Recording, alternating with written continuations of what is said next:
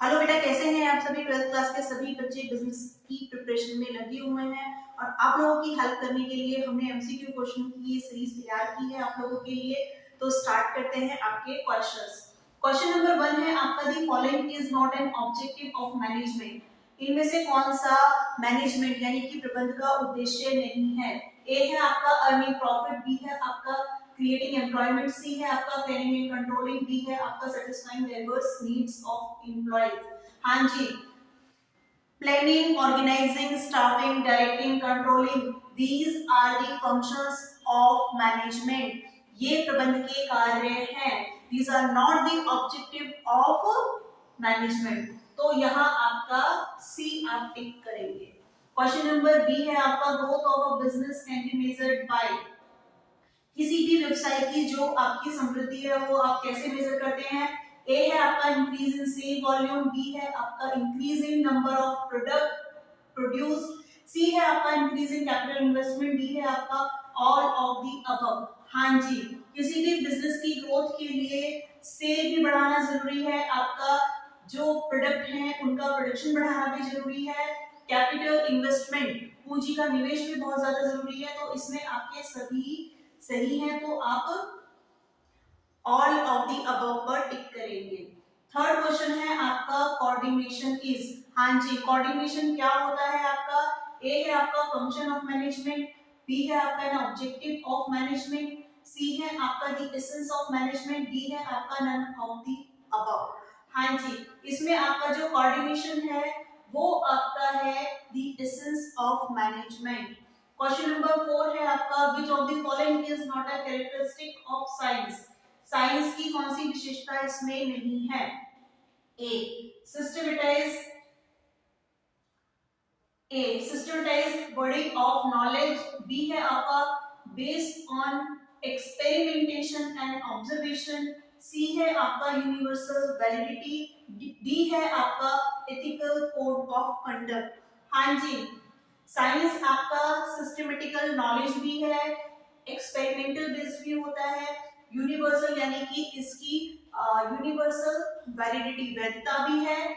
इसमें आपका डी, इसने नॉट पूछा था ना कि विच इज नॉट, ठीक है, तो ethical code of conduct science से दूर दूर तक इसका कोई रिलेशन नहीं है।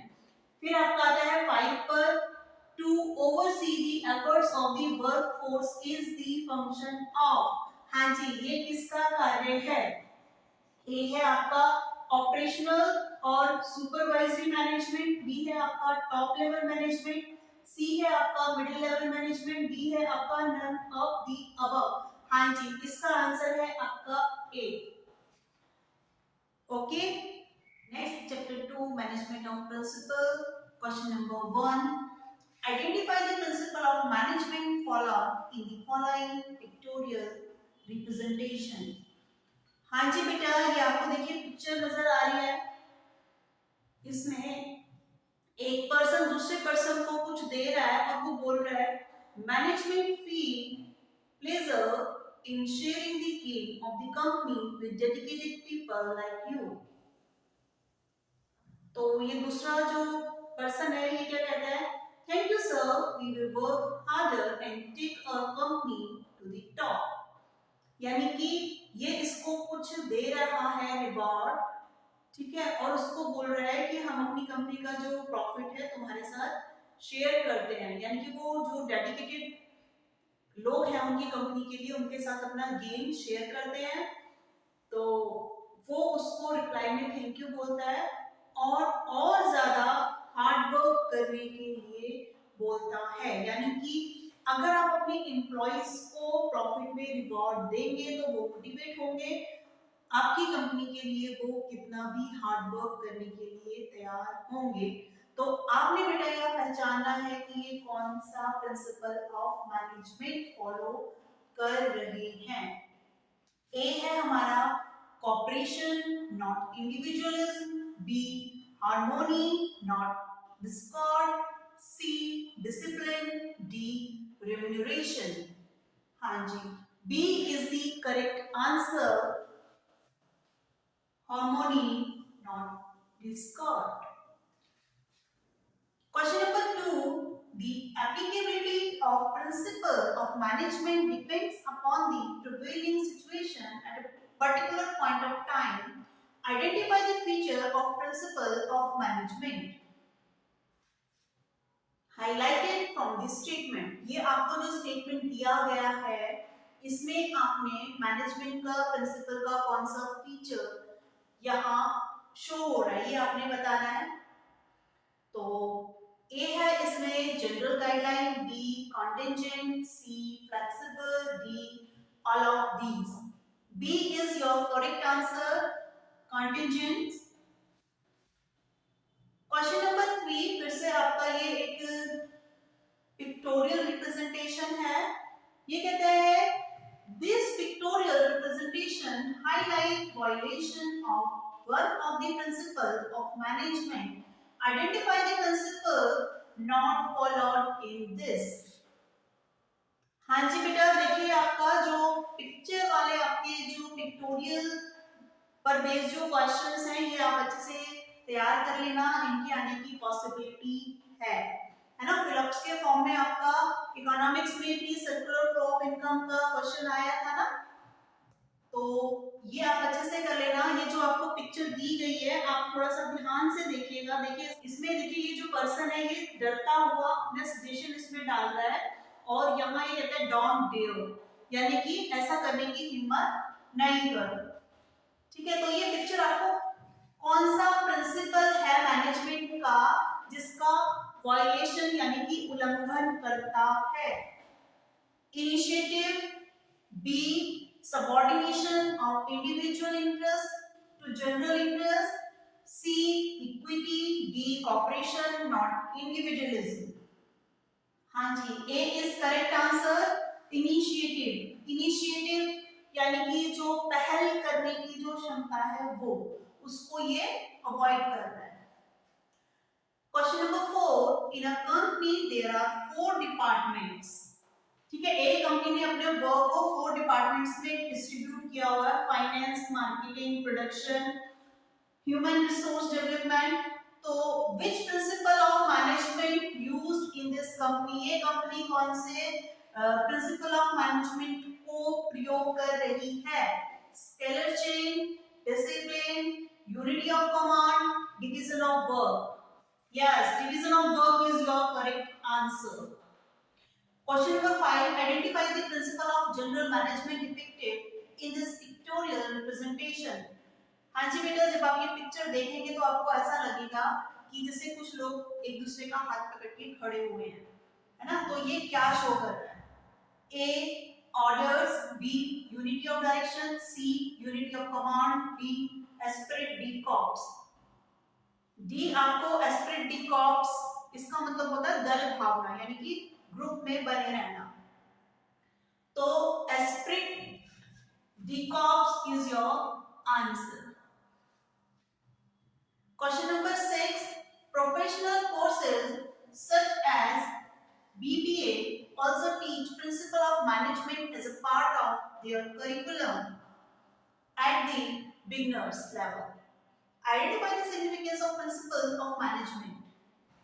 A management training, education and research, B providing managers with useful insight into reality, C effective administration, D meeting changing environment requirements। हाँ जी, A is your answer, management training, education and research।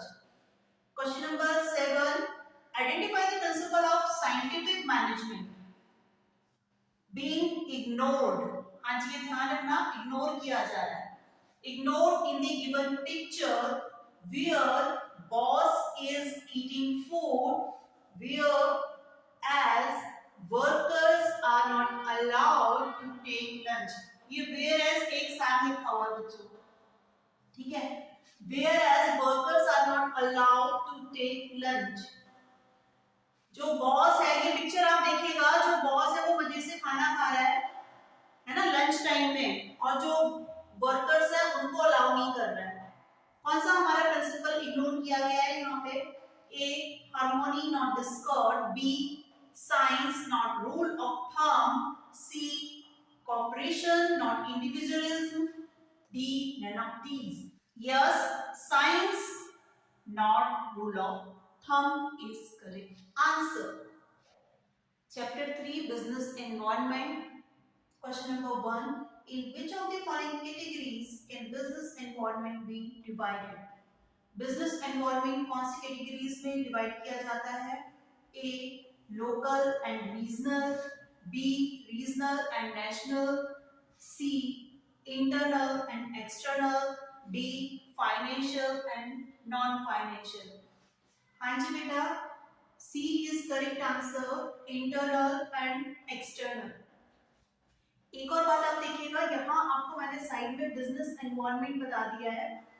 इस पर आपका कई questions बनते हैं. Internal जिसको आप specific environment भी बोलते हैं, एक्सटर्नल जिसको आप जनरल एनवायरनमेंट बोलते हैं. ठीक है.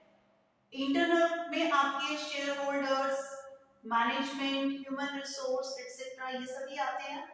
एक्सटर्नल को आप फिर से कैटेगराइज करते हैं माइक्रो एंड मैक्रो में. माइक्रो में आपका customer, suppliers, competitors, public, intermediate जो आपके होते हैं, फाइनेंसर्स, ये सभी जो बिजनेस को फाइनेंस प्रोवाइड कराते हैं. ठीक है. मैक्रो में आपका economic environment, social environment, political environment, demographic, technological, natural, global, ये सभी इसमें आ जाते हैं. तो आपका इसके बेसिस पे काफी सारे एमसीक्यू के क्वेश्चंस बनते हैं. तो क्वेश्चन नंबर 2 है आपका, dash environment is with in the control of business. इनमें से कौन सा एनवायरनमेंट बिजनेस के कंट्रोल में रहता है? ए, इंटरनल, बी, एक्सटर्नल, सी, माइक्रो, डी, मैक्रो. तो यहाँ आपका जो आंसर है इंटरनल, ए. कुछ बुक्स में इसमें माइक्रो भी लिखा हुआ है, बट आपका इंटरनल ज्यादा सही लगता है. Question 3, factors that create opportunities and threat to business unit is known as. यानी कि ऐसे कौन से फैक्टर हैं जो बिजनेस के लिए अपॉर्चुनिटीज और थ्रेट दोनों ही क्रिएट करते हैं? A, internal environment, B, external environment, C, micro environment, D, macro environment.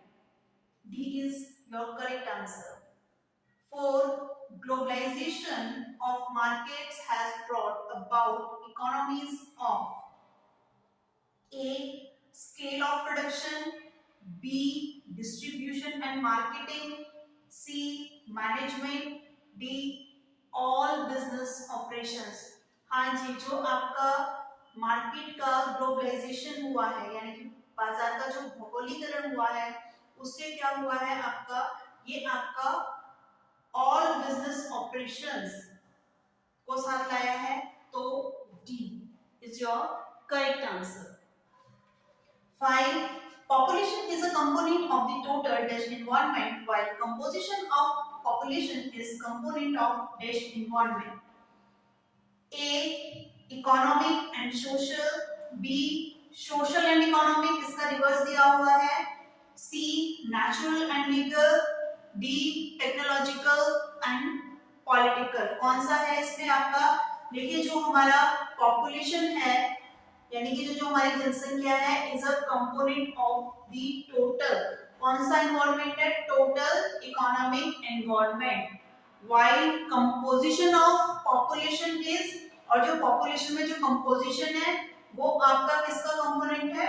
Social environment का. ठीक है. A is your correct answer.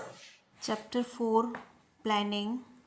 हाँ जी, तो इसमें आपका है question number 1, identify the general plan prepared by top management outlining resource allocation priorities and takes into consideration the business environment. A, objectives, B, budget, C, program, D, strategy. हाँ जी बेटा, इसका आपका है D, strategy, यानी कि किसी भी बिजनेस की रणनीतियाँ. Question number 2, in addition to budgets project which of the following is included in single use plan? A. Policy, B. Rule, C. Programs, D. Procedure. 2 का है आपका C. Programs. Single use plan में आपका programmes होता है. Question number 3. While selecting the best possible course of action, what manager will have to apply? A. Pros cons, B. Thinking understanding, C.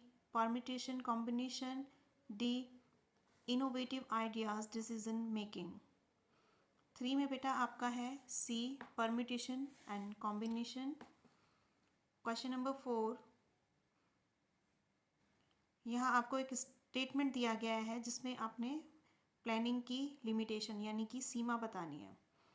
Plans decide the future course of action and managers may not be in a position to change it. Identify the limitation of planning indicated here. A. Planning reduces creativity. B. Planning does not guarantee success. C. Planning may not work in a dynamic environment. D. Planning leads to rigidity. 4 का आपका है यहाँ D. Planning leads to rigidity, जिसमें कि आपका जो manager है वो कोई भी पॉसिबल चेंज नहीं कर पाता है. ठीक है. Question number 5. While doing work, an idea struck Rajinder which will not only reduce the time of work but would also reduce the cost, but he was neither allowed to deviate from plans nor permitted to act on his own.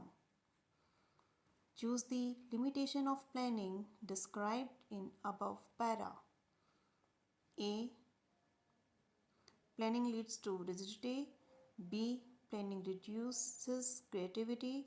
C. Planning does not guarantee success. D. Planning involves huge cost. यहाँ आपका है B option, planning reduce creativity. हाँ जी, जब वो काम करता है तो उसे एक नया आइडिया आता है, लेकिन वो जो वो आइडिया उसका होता है उसमें आपका जो टाइम है वो भी कम लग रहा था, रिड्यूस हो रहा था, और जो कॉस्ट था वो भी रिड्यूस होता है, बट वो उसको अप्लाई नहीं कर पाता है. तो ये आपका जो उसके अंदर उसका आइडिया था, उसकी क्रिएटिविटी थी, उसको वो यूज़ नहीं कर पाता है. तो ये आपका प्लानिंग की लिमिटेशन को बताता है बी, यानी कि planning reduces creativity. Question number 6. Arrange the following steps of planning process in the required sequence. हाँ जी, प्लानिंग का प्रोसेस आपको दिया गया है. प्रोसेस सभी बच्चों ने अच्छे से करना है, बहुत इंपॉर्टेंट टॉपिक है, एग्ज़ाम में पूछा जाता है. तो प्रोसेस में आप स्टेप वाइज इसको लर्न करेंगे. जैसे कि फर्स्ट आपका सेटिंग ऑब्जेक्टिव्स है, दूसरा है आपका डेवलपिंग प्रीमिसेस, थर्ड है आपका identifying alternative courses of action, 4 आपका इवैल्यूएटिंग ऑल्टरनेटिव कोर्सेज, नेक्स्ट है आपका सिलेक्टिंग इन ऑल्टरनेटिव्स, 5 है आपका इम्प्लीमेंटिंग द प्लान, फिर नेक्स्ट है आपका फॉलो अप एक्शंस. ठीक है. तो यहाँ अब आप इनको सीक्वेंस में देखिएगा. तो अभी आपका सबसे पहले जो आपका सेटिंग ऑब्जेक्टिव्स है वो यहाँ नहीं दिया है. फिर सेकंड आपका है डेवलपिंग प्रीमिसेस, ये आपका दिया है, देखिए सेकंड नंबर पे, तो ये सबसे पहले आएगा. फिर आपका है identifying alternative course of action, यानी कि फिर 3 आएगा आपका. फिर नेक्स्ट आपका है इवैल्यूएटिंग वाला है, यानी कि 1, और फिर आपका है सिलेक्टिंग एन ऑल्टरनेटिव 2, 3, 1, 4, ये आपका है डी. ठीक है बच्चों. फिर नेक्स्ट है आपका question number 7. Select the feature of planning out of the following. Planning का फीचर यानी कि विशेषता आपने बतानी है. ए है आपका प्राइमरी फंक्शन है ये, B pervasive, C futuristic, D all of these। हाँ जी, ये तीनों ही प्लानिंग के फीचर्स हैं, तो यहाँ आपका डी इसका आंसर होगा। Question number 8, what may be prepared to show the number of workers required in the factory at peak production times? Select the appropriate word out of the following: A objective, B program, C budget, D policy। हाँ जी, production के peak time पे आपको workers की ज़रूरत है, तो ये आपका बजट इसका आंसर होगा। 9 है आपका, what are general forms of standing plans that specify the organisation response to a certain situation like the basis on which admission are done in an educational institution. A rules, B strategies, C policies, D procedure.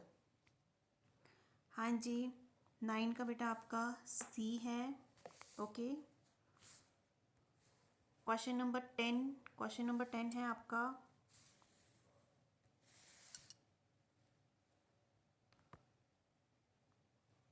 which activity will be a futile exercise if it is not acted upon or implemented? A management, B coordination, C directing, D planning। हाँ जी, planning is the correct answer. हाँ जी बेटा, तो मैं उम्मीद करती हूँ इन सभी क्वेश्चन से आपको हेल्प जरूर मिलेगी। All the best, bye bye. मिलेगी ये वीडियो ज़्यादा से ज़्यादा बच्चों को शेयर कीजिएगा, चैनल को लाइक कीजिएगा, जिससे कि दूसरे बच्चे भी इससे फ़ायदा उठा सकें और अच्छा स्कोर कर सकें।